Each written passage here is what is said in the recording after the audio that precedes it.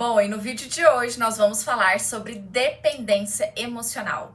Um tema que muitas pessoas me perguntam lá no Instagram, então eu decidi gravar um vídeo aqui para aprofundar um pouco mais sobre esse assunto, né?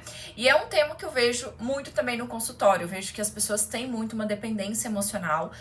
E aqui quando eu falo de dependência emocional, eu estou me referindo a pessoas que estão em uma relação disfuncional, em uma relação que não é saudável, porém a pessoa não consegue sair daquela relação justamente por ter uma dependência emocional. Então aqui nesse vídeo de hoje você vai entender melhor o que é essa ideia da dependência emocional, o que faz uma pessoa ser dependente emocional. E além disso, você também vai aprender como sair dessa situação, tá? Então mais pro final aqui eu vou te explicar algumas estratégias que você pode colocar em prática na sua vida.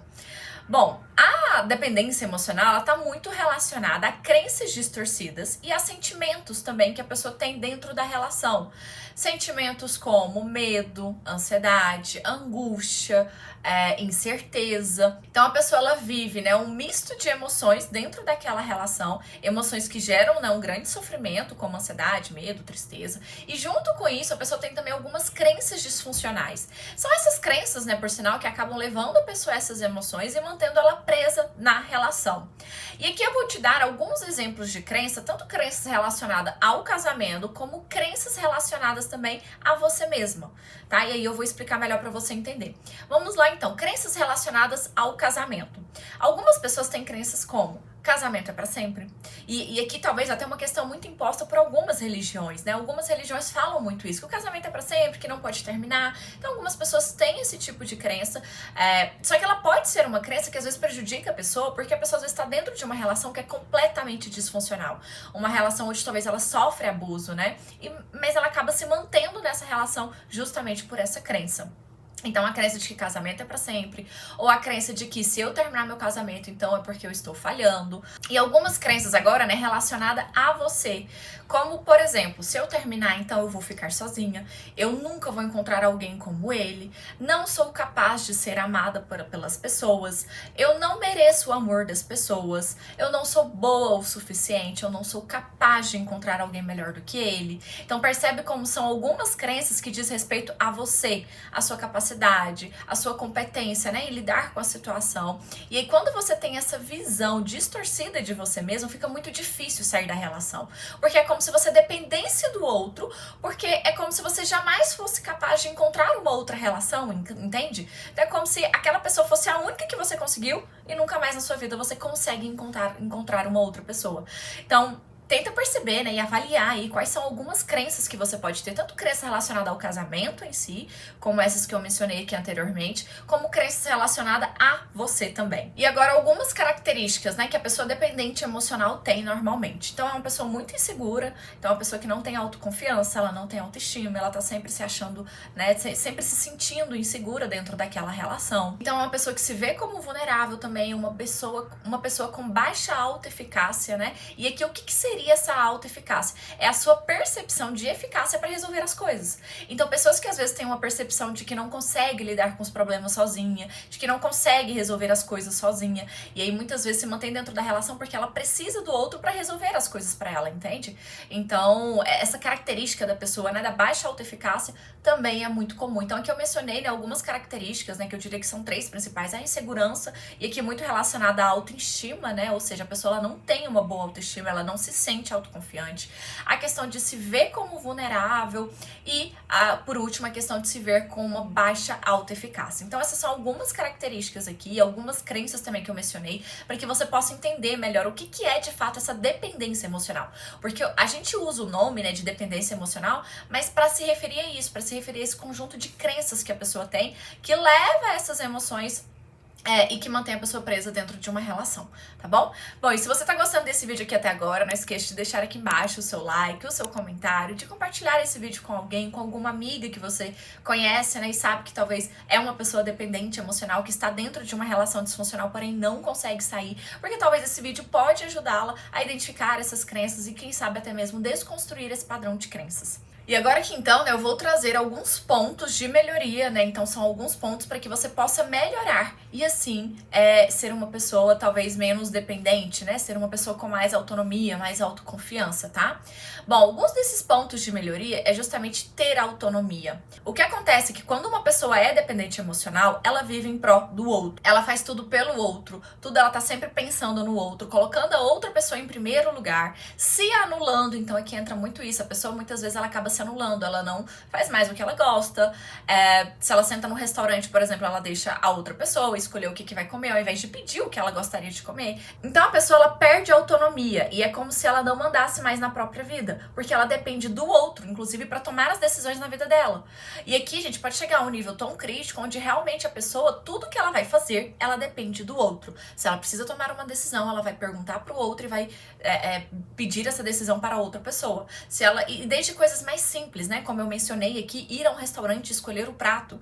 Né? Eu já atendi algumas pessoas que tinham dificuldade nisso, inclusive de sentar na mesa e de escolher o prato que ela queria, tão dependente que ela era da outra pessoa para fazer essas pequenas coisas. Então aqui é importante que você desenvolva a sua autonomia, que você não se anule, que você faça aquilo que você gostaria, independente do outro.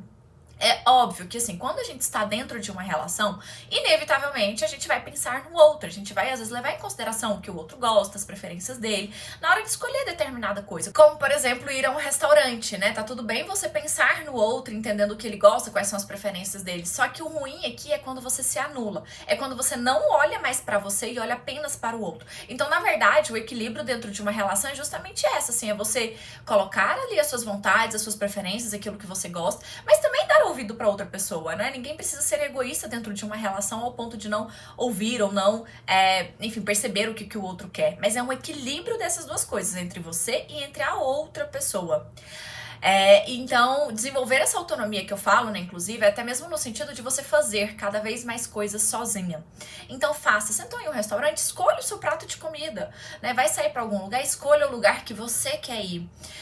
Você precisa tomar uma decisão na sua vida, tente tomar aquela decisão você sozinha, sem a outra pessoa ter que fazer por você ou ter que tomar a decisão. Se você precisa resolver um problema, não deixe que o outro resolva para você, faça você mesmo, lide você mesmo com aquele problema. Então, ter autonomia é isso, é você fazer as suas próprias coisas, tomar as suas próprias decisões. Então, comece aos poucos a mudar esse padrão, ao invés de depender do outro, para que ele tome as decisões, para que ele decida as coisas, comece você aos poucos ir mudando e tomando as decisões e falando os seus gostos, as suas preferências, não se anulando, combinado? E aqui dentro da autonomia entra também, né, você ter a sua individualidade, né? Ou seja, você ter os seus momentos, inclusive, para poder fazer as suas coisas sozinha.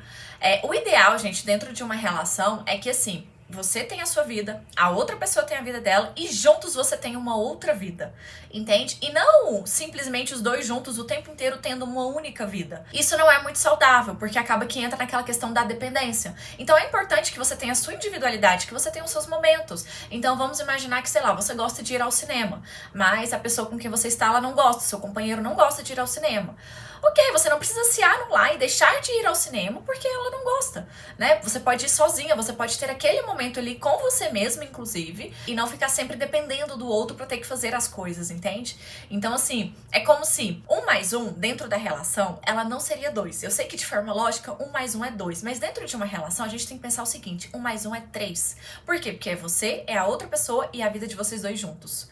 Tá bom? Então, assim, tem a sua individualidade, tem os seus momentos de fazer as coisas sozinha. E nem que seja coisas pequenas, como, por exemplo, sentar no sofá da sua casa e assistir um filme. Você não precisa o tempo inteiro estar junto com a pessoa vendo o filme. Você pode você mesma curtir aquele momento sozinha. Fazer uma leitura sozinha. Participar de uma atividade, né?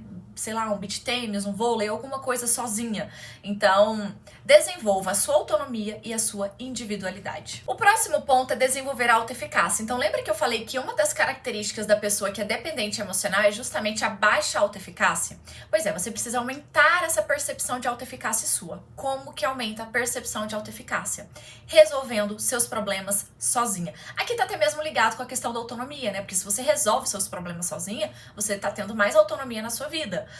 Mas na baixa autoeficácia, o ponto central é esse: resolver os seus próprios problemas sozinha. Não dependa da outra pessoa para fazer as coisas, para ter que resolver os seus problemas. Então aqui é muito importante que cada vez mais você comece a tomar as rédeas da sua vida e de fato lidar com seus problemas, resolver eles, conseguir, por exemplo, vamos supor que você precisa conversar com alguém, ter uma conversa difícil. Não fique esperando o outro para poder ter essa conversa para você ou para te ajudar na conversa.